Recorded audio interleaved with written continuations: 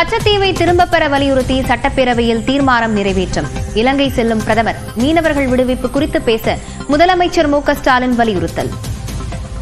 கச்சத்தீவை திரும்பப் பெறுவதற்கான அனைத்து நடவடிக்கைகளையும் ஒன்றிய அரசு உடனடியாக மேற்கொள்ள வேண்டும் என்றும், அரசு முறை பயணமாக இலங்கை செல்லும் மாண்புமிகு இந்திய பிரதமர் அவர்கள் அந்நாட்டு அரசுடன் பேசி இலங்கை சிறையில் வாடும் நம் நாட்டு மீனவர்களையும் அவரது படகுகளையும் நல்லெண்ண அடிப்படையில் விடுதலை செய்து மீட்டு கொண்டு வர வேண்டும் என்று இப்பேரவை வலியுறுத்துகிறது என்ற தீர்மானத்தை நான் முன்மொழிகிறேன்.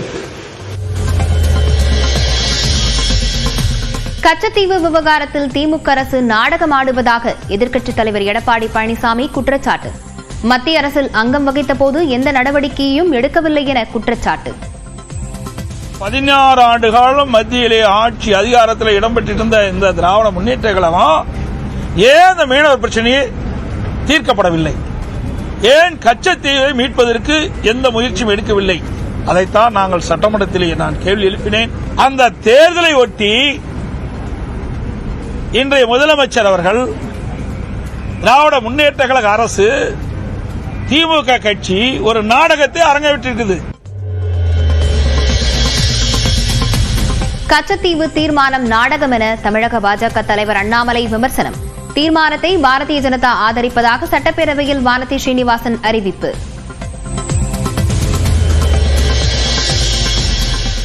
வக்ஃப் சட்டத்திருத்த மசோதா மக்களவையில் தாக்கல். இஸ்லாமியர்களின் நம்பிக்கையை பாதிக்காது என அமைச்சர் கிரண் ரிஜிஜு உறுதி. வக்ஃப் சட்டத்திருத்த மசோதாவுக்கு எதிர்ப்பு தெரிவித்து காங்கிரஸ், திமுக உள்ளிட்ட கட்சிகள் எதிர்ப்பு. அமைச்சர் தவறான தகவல்களை முன்வைப்பதாக திமுக எம்பி ராசா குற்றச்சாட்டு.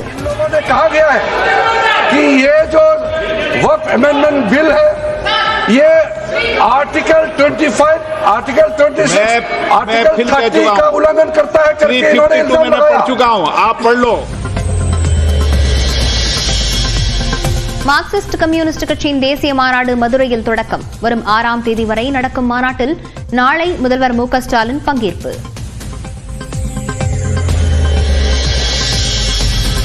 தமிழ்நாடு பாஜக தலைவர் மாற்றப்பட உள்ளதாக கூறப்படும் நிலையில் அண்ணாமலை மீண்டும் டெல்லி செல்ல உள்ளதாக தகவல். அமித்ஷாவை சந்தித்து பேசவும் வாய்ப்பு.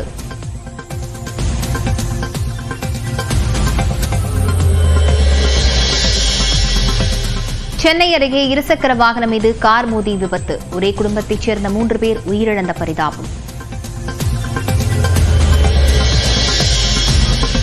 நீலகிரி மாவட்டத்தில் முழு அடைப்பு போராட்டத்தால் கடைகள் மூடல். இ பாஸ் நடைமுறையை ரத்து செய்ய கோரிக்கை.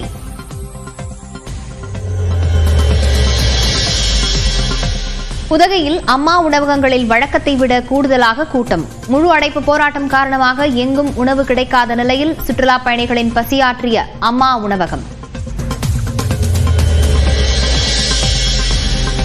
ஈரோடு பெரிய மாரியம்மன் கோயில் தேர் திருவிழா. பல்லாயிரக்கணக்கான பக்தர்கள் பங்கேற்று தரிசனம்.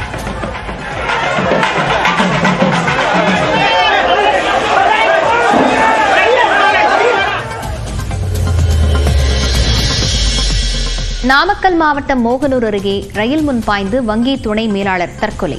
ஆன்லைன் ரம்மியில் பணத்தை இழந்ததால் முடிவு என தகவல். கடலூர் மாவட்டத்தில் 3 இடங்களில் லாரி ஓட்டுநர்களை தாக்கி கொள்ளை. 3 பேர் பிடிபட்ட நிலையில் மேலும் 3 பேரை தேடும் பணி தீவிரம்.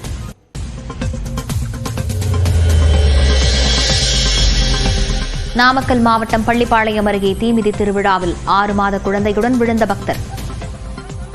கோயில் ஊழியர்கள் உடனடியாக காப்பாற்றியதால் சிறு காயங்களுடன் உயிர் தப்பினர்.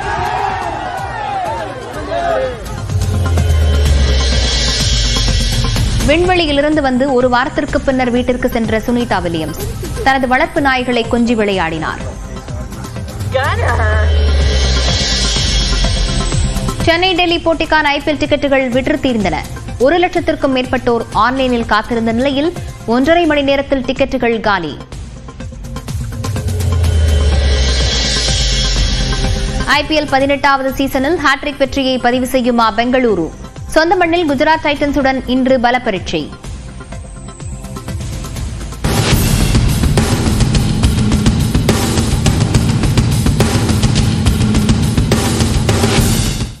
கச்சத்தீவை மீட்பதே மீனவர் பிரச்சினைக்கு நிரந்தர தீர்வு என முதலமைச்சர் மு க ஸ்டாலின் தெரிவித்துள்ளார். கச்சத்தீவை திரும்பப் பெற மத்திய அரசை வலியுறுத்தி தமிழ்நாடு சட்டப்பேரவையில் முதலமைச்சர் மு க ஸ்டாலின் தனி தீர்மானம் கொண்டு வந்தார்.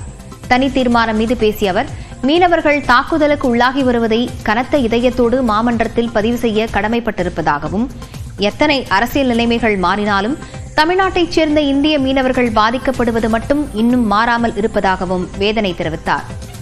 தமிழ்நாட்டைச் சேர்ந்த மீனவர்கள் இந்திய மீனவர்கள் என்பதை மத்திய அரசு அடிக்கடி மறந்து விடுவதாக கூறிய முதலமைச்சர், பாஜக ஆட்சியில் மீனவர்கள் பாதிக்கப்பட மாட்டார்கள் என 2014 நாடாளுமன்ற தேர்தலுக்கு முன் பிரதமர் மோடி கூறியதை குறிப்பிட்டு தற்போது வரை மீனவர்கள் மீதான தாக்குதல் தொடர்வதாக தெரிவித்தார். ஒன்றிய வெளியுறவுத்துறை அமைச்சர் மாண்புமிகு ஜெய்சங்கர் அவர்கள் 97 இந்திய மீனவர்கள் சிறையில் இருக்காங்கன்னு ஒரு புள்ளி விவரத்தை கொடுத்திருக்கிறார். அதுல 11 பேரை கடந்த 27ஆம் தேதி இலங்கை கடற்படை கைது செஞ்சிருக்கு. கடந்த 2024ஆம் ஆண்டு மட்டும் 530 மீனவர்கள் இலங்கை கடற்படையால் கைது செய்யப்பட்டிருக்காங்க. அமைச்சர் சொன்ன கணக்குப்படி பாத்தீங்கன்னா ஒரு நாளைக்கு 2 மீனவர்களை கைது செஞ்சிருக்கிறாங்க. கச்சத்தீவை மீட்பதே மீனவர் பிரச்சினைக்கு நிரந்தர தீர்வு என கூறிய முதலமைச்சர், கச்சத்தீவு ஒப்பந்தத்திற்கு அன்றைய முதலமைச்சர் கருணாநிதி எதிர்ப்பு தெரிவித்ததாக குறிப்பிட்டார். கச்சத்தீவு விவகாரத்தை பொறுத்த வரைக்கும் கச்சத்தீவை மாநில அரசு தான் இலங்கைக்கு அளித்தது என்பது போல ஒரு தவறான தகவலை பரப்பி அரசியல் செய்வது அரசியல் கட்சிகளுக்கு வழக்கமாகிவிட்டது. ஆனால் அரசியல் ஆதாயத்துக்காக கட்சிகள் செய்யும் அதே தவிர ஒன்றிய அரசு செய்வது வருந்தத்தக்கது, ஏற்க முடியாதது. கச்சத்தீவை பொறுத்த வரைக்கும் அந்த தீவை கொடுத்து ஒப்பந்தம் போட்ட போதே முதலமைச்சராக இருந்த கலைஞர் அவர்கள் கடுமையாக எதிர்த்தார்கள். கச்சத்தீவு மீட்பு தீர்மானம் நாடகம் என பாஜக மாநில தலைவர் அண்ணாமலை விமர்சித்துள்ளார். இதுகுறித்து தனது எக்ஸ் பக்கத்தில் பதிவிட்டுள்ள அவர், சீர்குலைந்து கிடக்கும் சட்டம் ஒழுங்கு, பாலியல் கொடுமைகள், வன்முறைகள் என தமிழகம் இதுவரை இல்லாத இருண்ட காலத்தில் இருப்பதாகவும், 50 ஆண்டுகளாக அமைதியாக இருந்துவிட்டு தேர்தல் நேரத்தில் கச்சத்தீவை மீட்போம் என்று திமுக கபட நாடகம் ஆடுவதாகவும் விமர்சித்துள்ளார். மேலும் பிரதமர் மோடி பொறுப்பேற்ற பிறகு இலங்கை கடற்படையால் கைது செய்யப்படும் மீனவர்கள் உடனுக்குடன் மீட்கப்படுவதாகவும் தெரிவித்துள்ளார்.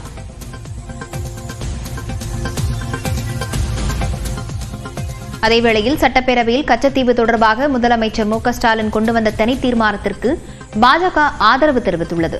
பேரவையில் பேசிய பாஜக உறுப்பினர் வானதி ஸ்ரீனிவாசன், மீனவர் நலனில் மத்திய அரசுக்கும் பிரதமர் மோடிக்கும் வேறுபாடு கிடையாது என்றார்.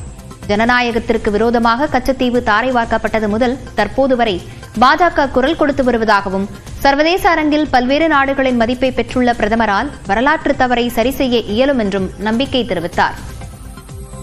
கச்சத்தீவு தொடர்பான முதலமைச்சரின் தனி தீர்மானத்திற்கு ஆதரவு தெரிவித்த இபிஎஸ், தேர்தல் வரவிருப்பதால் இதனை வைத்து திமுக நாடகம் நடத்துவதாகவும் விமர்சித்தார். 16 ஆண்டு காலம் மத்தியிலே ஆட்சி அதிகாரத்தில் இடம்பெற்றிருந்த இந்த திராவிட முன்னேற்ற கழகம் ஏன் இந்த மீனவர் பிரச்சனையை தீர்க்கப்படவில்லை? ஏன் கச்சத்தீவை மீட்பதற்கு எந்த முயற்சியும் எடுக்கவில்லை? அதைத்தான் நாங்கள் சட்டமன்றத்திலே நான் கேள்வி எழுப்பினேன். அந்த தேர்தலை ஒட்டி இன்றைய முதலமைச்சர் அவர்கள், திராவிட முன்னேற்ற கழக அரசு, திமுக கட்சி ஒரு நாடகத்தை அரங்கேற்றிருக்கிறது. இந்த தீர்மானத்தின் மூலமாக ஏதோ மீனவர்களுக்கு நன்மை செய்வது போல இந்த தீர்மானத்தை கொண்டு வந்து அவையிலே வைத்து விவாதித்திருக்கின்றார்கள். உண்மையிலேயே மீனவர்களுக்கு துரோகம் செய்து திராவிட முன்னேற்ற கழக கட்சி. நீலகிரியில் 13 அம்ச கோரிக்கைகளை வலியுறுத்தி முழு அடைப்பு போராட்டம் நடைபெற்று வருகிறது. இ பாஸ் நடைமுறையை ரத்து செய்ய வேண்டும், பிளாஸ்டிக் தடை சட்டத்திற்கு மாற்று ஏற்பாடு செய்ய வேண்டும், கார்ப்பரேட் டாக்ஸி நிறுவனங்களுக்கு தடை விதிக்க வேண்டும் என்பன உள்ளிட்ட 13 அம்ச கோரிக்கைகளை வலியுறுத்தி வணிகர் சங்க பேரமைப்பு சார்பில் பந்த் அறிவிக்கப்பட்டது. அதன்படி உதகை, குன்னூர், கோத்தகிரி, கூடலூர் உள்ளிட்ட 6 தாலுகாக்களில் கடைகள் அடைக்கப்பட்டுள்ளன.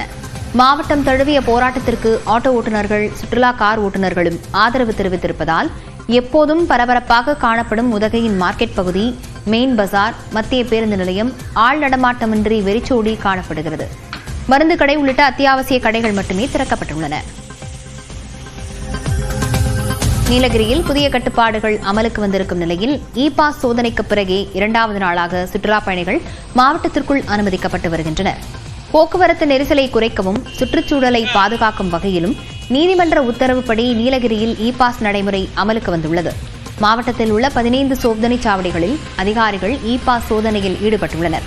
புதிதாக இ பாஸ் பதிவு செய்பவர்களுக்கு அனுமதி கிடைக்காததால் சுற்றுலா பயணிகள் நீண்ட நேரம் சாலையில் காத்திருக்கும் சூழல் உருவாகியுள்ளது.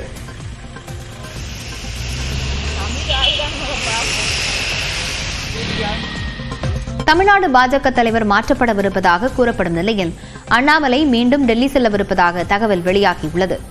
கடந்த வாரம் டெல்லி சென்ற அதிமுக பொதுச் செயலாளர் எடப்பாடி பழனிசாமி மத்திய உள்துறை அமைச்சர் அமித்ஷாவை சந்தித்து பேசினார்.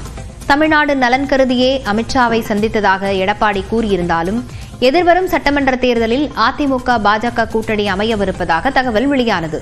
இதனைத் தொடர்ந்து டெல்லி சென்ற பாஜக மாநில தலைவர் அண்ணாமலை அமித்ஷாவை சந்தித்து பேசினார்.